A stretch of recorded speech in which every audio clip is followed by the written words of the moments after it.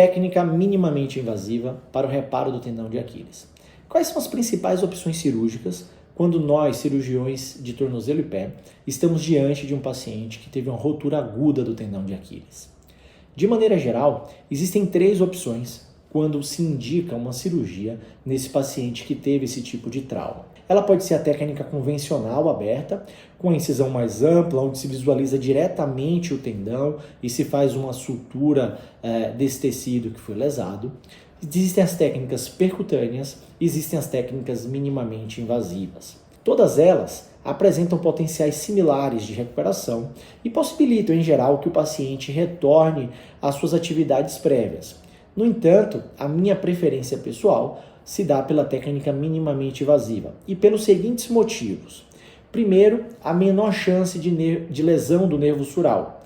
O nervo sural é um nervo sensitivo que passa nessa região posterior e lateral da perna.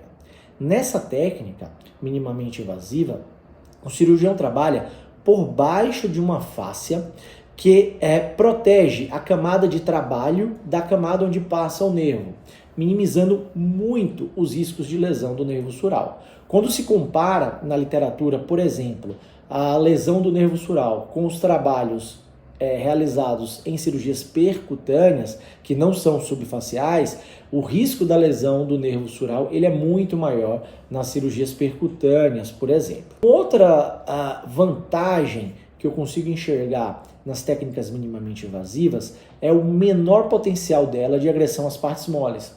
Então, quando a gente compara com a técnica aberta, que são grandes incisões, você tem uma incisão pequena, fora do foco, em uma região onde você tem mais partes moles viáveis e a chance de uma complicação termina sendo menor, e quando ela ocorre, você tem tecidos mais robustos e mais protegidos nessa região, que possibilitam maiores chances de reparo.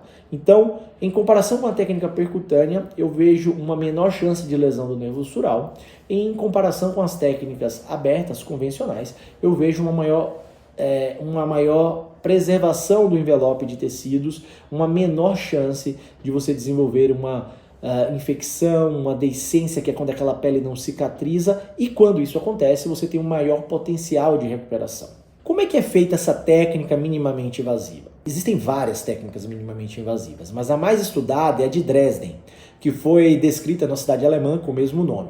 É um pequeno corte que ele é realizado a 3, 4 centímetros acima do gap da lesão, onde ocorreu o corte do tendão. Ele é feito nessa região e a dissecção para que se localize a fáscia, ela é super importante e deve ser delicada nessa região. Esse corte ele não deve ter mais do que 1 centímetro, 1,5 centímetros. Localizando a fáscia, essa fáscia é aberta e 2 espátulas metálicas produzidas para esse tipo de cirurgia são passadas entre a fáscia e o tendão. E essas espátulas devem ficar localizadas na região lateral do tendão e medial, descendo até onde esse tendão se insere no calcanhar, no osso do calcânio, ali mais próximo do pé.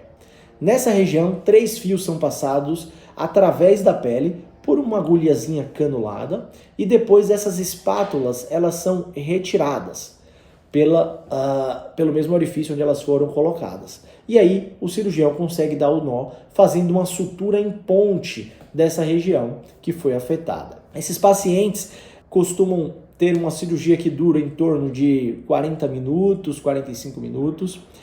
O paciente consegue já pisar com a ajuda de uma bota com salto no mesmo dia da cirurgia. Então, em geral, esses pacientes vão com o apoio de um andador ou de uma muleta, mas já saem pisando do ambiente hospitalar. E essa bota com salto, ela deve permanecer em torno de 12 semanas, 3 meses. Período esse, enquanto o paciente está realizando a sua reabilitação. Existe uma variação, tem pacientes que a gente consegue tirar com 10, outros que tiram com 12, vai depender muito da evolução ao longo dos próximos períodos, ao longo da fisioterapia, de todo o processo de reabilitação, do potencial de cicatrização desse paciente. À medida que o paciente vai ganhando mobilidade, vai ganhando força, esses saltos vão sendo retirados a partir da 6ª semana, até que na 12ª o paciente já se encontra sem nenhum tipo de salto. a gente consegue tirar a bota e o paciente vai evoluindo gradativamente na sua reabilitação.